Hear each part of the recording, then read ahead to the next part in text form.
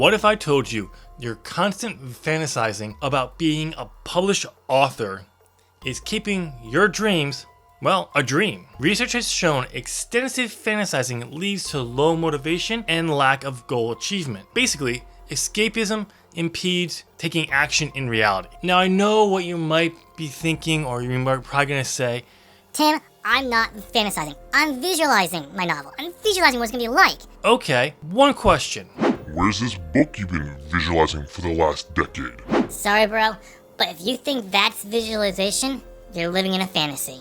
What's up, interwebs? I'm Tim Green. This is my writing channel. Visualization is not a bad thing. It's a powerful tool when paired with a concrete plan. Today, I'm gonna give you 5 visualization techniques that will help make your dreams reality. First, we need to tackle the problem.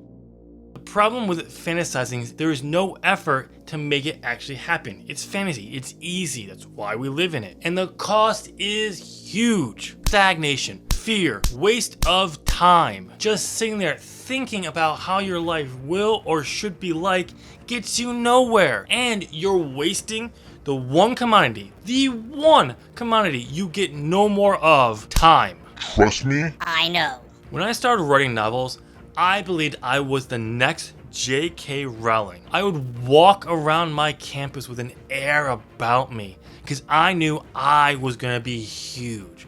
The fame, the fortune I was gonna have, and still only in college? You might think this was a fantasy.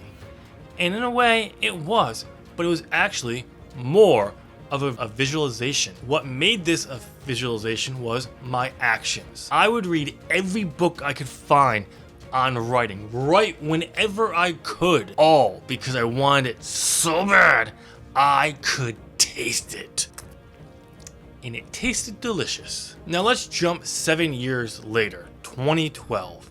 I could still see it. The next big breakout author. Fans waiting in line well past midnight to get the next book of the Marks of Illyria series. This was the fantasy. All because I spent more time thinking about it, living in this world, than continuing to take action. My visualization that I've had for so long was me, still a young college student who broke out big with my first novel. But in 2012, I was still living at home. I'm about to turn 30 in less than a year. It was so much easier to dive into this fantasy and live there that had been driving me for years than to face the hard facts. I'm not going to go any further here to go into more detail in my author failure series. Just know there's nothing wrong with visualization. It's a powerful tool when action is paired with it. Now I'm going to give you those 5 tips that will help ensure your visualizing is not fantasizing. Tip number 2 is my favorite of these tips when it comes to writing. Visualize what it will be like to hit a milestone. What's it gonna feel like when you finish that first chapter or draft? Knowing that not only did you dream up the story, you made it actual. Writing 85 to 100,000 words can be and is a daunting task, especially if it's your first time trying. Visualizing completing that is not going to make it less intimidating, but breaking it down into large and small milestones and visualizing you accomplishing each one individually will. This is because you're focusing on accomplishing something more specific. This is also because it's more manageable and more likely for you to take action because it's something small versus something huge. This is similar how when I saw myself as a best-selling author. I know you might be thinking, how? Well, to make that a reality, I needed a book to sell. I didn't know how to write a novel. I broke it down into manageable pieces. I read a book on how to write a novel, one of many, and I wrote. Take a few minutes before you write to visualize the scene you're about to write. Let it play out in your mind like a movie. Feel the emotions your character is feeling. Hear the sound of your character's feet pounding the ground as they run from the monster that's chasing them. Picture the setting in great detail. By immersing yourself fully in the scene before you write, it fuels your creativity to write those vivid descriptions. An example of this is when I wrote my first novel, Legend of the Godchild. I could clearly see the wood she was running through. Feel my muscles pumping and burning as she ran. Hear her gasps for air when she stopped to run. It was real to me. This scene and others like it still shock me that I was able to write something this engaging when I wrote my first novel. I would take this technique and use it when I started writing Marks of Valera, but with a twist. Before you start writing, take a few minutes and picture the scene as in great detail as possible. And I promise you, you are going to be amazed what flows out when you start punching those keys. I want you to sit down and visualize your next up and coming writing session in vivid detail. See where you're going to write, what you're going to work on, how you'll handle obstacles as they come up.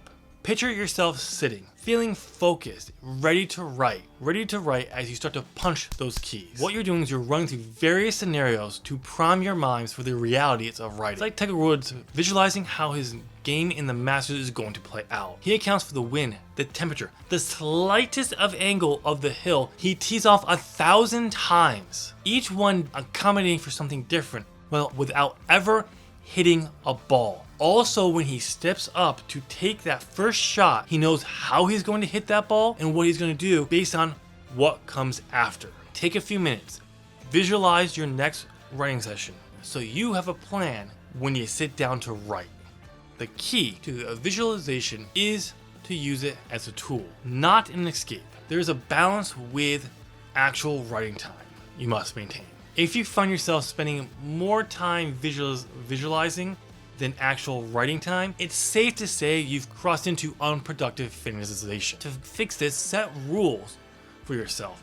Maybe only allowing yourself to visualize for 15 minutes while writing for an hour. Or maybe a 2-to-1 ratio of writing time to visualization. For myself, to break free from that fantasization, I had to stop it altogether. But I did want to visualize it. I found it very helpful. So to prevent from jumping into or falling into the fantasization, I only visualize about what I'm going to be writing. This one is a little more fantasizing, but there's nothing wrong with it. So picture your fan coming home to find a box from Amazon. They gleefully rip into it, pull out your latest novel, sit down and start devouring it. Imagine your fans emailing you with praise, questions about the novel, pictures, fan art of your characters, cosplaying of your characters at cons. And visualizing your readers' emotional and creative response to your work provides powerful motivation. When writing and it gets tough, simply reminding yourself of the impact your writing can have, it can be enough to re-energize you to keep going. Now, I want to put a little caution out there. I don't recommend this form of visualization for anyone who has struggled with fantasizing. Now, it's not to say you can't do it. I just don't recommend it as your primary form of visualization. As for myself, I've started to get back into this more recently. I know I said I just gave it up, and I did for the longest time. I'm not allowing myself to fantasize into this deep world for long periods of time. I use it more as a reward when I achieve a milestone or something like that, but also a reminder of my huge goal of being a best-selling author. If you truly want to write that book, it's time to stop fantasizing about it happening and actually taking steps to make it reality. Set a goal, make a plan, visualize it, and then do it. One thing I found that helped me was to shift my mind to that of a writer. But that's a topic for another day. If you found this video helpful and you enjoyed it, please consider giving it a thumbs up. It's free, it costs you nothing, and it really does help out this channel. Also subscribe, I have tons of videos on this channel that can help. I'm gonna put 2 such videos on screen now that I think you should check out and can help you. And I'll see you over there. Thank you for watching, bye.